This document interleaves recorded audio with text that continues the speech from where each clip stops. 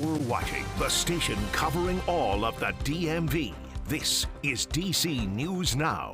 And thank you for joining us for DC News Now at 5. I'm Mark Hall. And I'm Annalisa Gale. The government shutdown has now hit its 3-week mark with no end in sight. And there's now another issue brewing. Funding for SNAP will run out soon if the government doesn't reopen in the near future, leaving millions of Americans without access to food assistance. It comes as hundreds of thousands in the DMV are going without pay. DC News Now's Marielle Carbone spoke to leaders in Hyattsville about the days ahead. Area leaders say the loss of SNAP benefits could be devastating for families. Now, here in the DMV, an added layer as so many federal workers go without pay.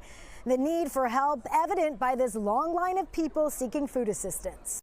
I feel overwhelmed. I feel stressed because we are so distressed and we don't know what end is in sight. Which is why this federal worker, who asked we not show her face, joined the long line of people waiting to receive free groceries. Food helps with sustenance, but it doesn't help with our bills. Tuesday, the Capital Area Food Bank and No Limits Outreach Ministries distributing boxes of food to more than 200 federal workers. It's no way that I would have ever imagined this many people. Senior Pastor Oliver Carter says the mission is personal. His wife Pamela is also a federal employee. It's not a good feeling to try to figure out where your next meal is going to come from or how we're going to pay our bills. The two worry things could get even worse. If the federal government doesn't reopen soon, funding for SNAP, which provides food assistance for low-income families, will run out. There won't be enough local funding to cover SNAP. D.C. Mayor Muriel Bowser says the D.C. government is working on contingency plans, but she says the city is in a difficult position. For us, what's different than the other states is that we are even more impacted by people not getting their paychecks because the government is closed. As of May 2024, roughly 1.7 million people in D.C., Maryland, and Virginia rely on SNAP benefits. We will get through it one way or the other. We have to band together and come together as a community as much as possible. And the next chance for federal employees to pick up some food from a distribution site is Wednesday. That's 10 to 11:30 a.m. in North Bethesda. Reporting in Hyattsville, I'm Marielle Carbone, DC News Now. Well, thanks, Marielle. Taking a live look now at the Capitol tonight. This shutdown now tied for the second longest in U.S. history. Democrats say they want a funding bill that addresses Medicaid cuts and expiring Obamacare subsidies. Republicans, meantime, say they won't discuss that until Democrats pass their funding bill with no changes. All of it hurts the economy, it hurts our national security, and it hurts the American people. And the Democrats seem not to care. Senate Republicans still don't have a clue as it relates to what needs to be done to address the health care crisis that they've created. And this shutdown is similar to one we saw 30 years ago when congressional Republicans traded about half the Medicare cuts they wanted for a balanced budget. The longest shutdown ever remains the one during President Donald Trump's first term. It holds the record of 35 days after Democrats refused to pay for a border wall. And for continuing coverage and also information about resources available to those affected by the shutdown and to see how local officials are responding, head to our website, dcnewsnow.com. All right, turning over to our forecast now with meteorologist Damon Matson. And Damon, we could see some rain soon.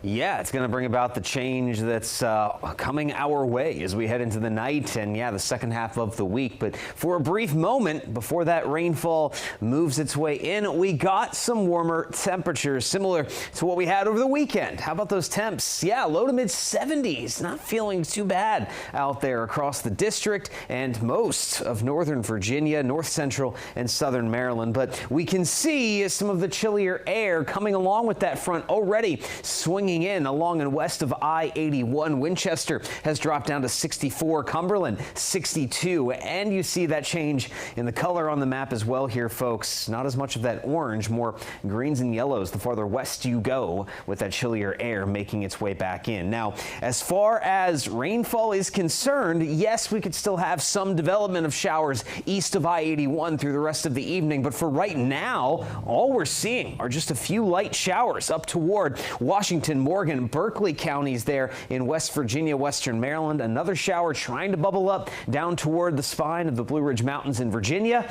But aside from that, most of us are dry, and many of us will continue to stay that way through the rest of the night. But again, as that front continues eastward, we cannot rule out a few more showers developing and moving across the heart of the region here as we head into the night. But with that rain chance wrapping up so abruptly and temperatures on the decline, well, how chilly should we expect it to be on Wednesday? And will the wind continue to be a bit of a factor like it has been the last few days?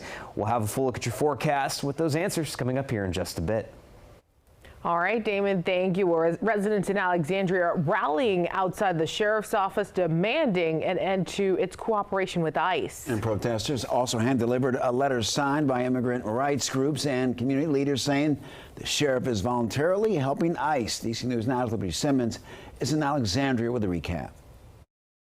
Protesters are calling on the city's top elected law enforcement officer to end cooperation with federal immigration authorities.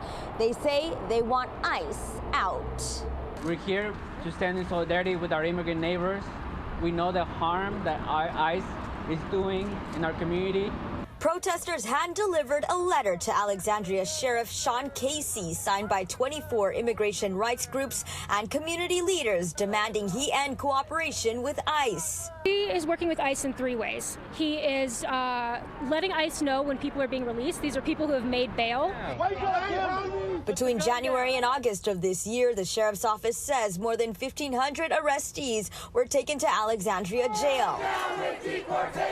Of those, 40 were transferred to ICE custody. If today Sheriff Casey decides to end his voluntary collaboration, he will be joining us, the majority of Alexandria, to saying ICE is not welcome in our community. Sheriff Casey works with ICE. Sheriff Casey works with ICE. The sheriff's office released a statement saying in part it, quote, does not collaborate with ICE, and the notifications we make to ICE are not courtesy calls. We do follow the law, and Virginia law requires that we communicate with ICE and provide statutory authority for the transfer of inmates to ICE. The sheriff's office says it does not hold individuals beyond their release date, calling those claims false. For now, in Alexandria, Liberty Simmons, DC News Now. In Western Maryland, a Hagerstown man has been charged with intentionally setting 2 fires outside of the business. It happened last night outside of Wonderbook and Video on Dual Highway. The firefighters found 2 separate fires outside of the main door. The suspect, 27-year-old Michael Bodine, faces arson and malicious burning charges. And a crash also involving a tractor-trailer shut down lanes in the outer loop of I-495 just past the I-95 interchange this morning. This is video from the crash, and you can see several lanes were blocked. Traffic was backed up for miles as crews worked to clear the scene. We're told that 1 person was hurt. All lanes have reopened. DC News Now is your local election headquarters. Former President Barack Obama will make an appearance with Democratic candidate for governor Abigail Spanberger. Obama endorsing Spanberger last week. That event is happening next weekend. Obama will join Spanberger at a rally in Norfolk. Her camp again saying Obama's visit marking the first campaign visit to Hampton Roads of any Democratic president in over a decade. Obama was in Hampton Roads back in 2012.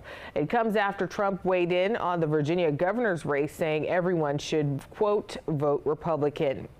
And looking ahead tonight, Spanberger and former Transportation Secretary Pete Buttigieg will be in Charlottesville rallying with supporters. That event starting at 7:30. We've reached out to Winsome Earl Sears' campaign, who said, quote, imagine being so scared that you have to bring out the guy who couldn't fix traffic, end quote there. All right, turning now to Maryland. In Montgomery County, a Marine Corps veteran will no longer have to rely on public transportation or his bike to get from point A to point B after he was gifted a car this morning. DC News Now's Kevon Dupree covering Montgomery County for us. He has the emotional response.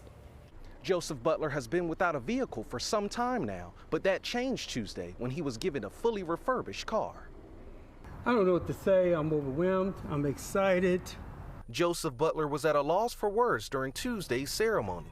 The Marine Corps veteran has been battling chronic health challenges that he says have only gotten worse because he hasn't had access to reliable transportation. You know, it's good people in this world. It gives me hope that people can hear you out and look out for you. I'm so glad of that. More than anything, more than the car. That car, made possible through the work of the nonprofit Friendship Place, the National Auto Body Council's Recycled Rides program, Geico, and Caliber Collision. These are the kinds of things that can help transform somebody's life and really make a difference. After hearing from the partners involved, it was time to unveil Butler's ride.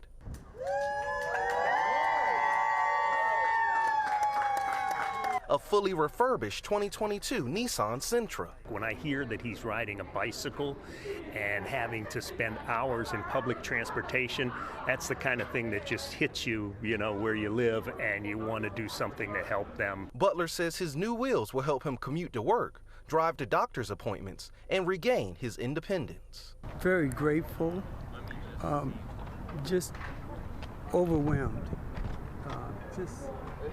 just loving every moment of this. Butler says the first stop in his new ride will be to a nice restaurant to enjoy dinner with his family. In Chevy Chase, I'm Kevon Dupree, DC News Now.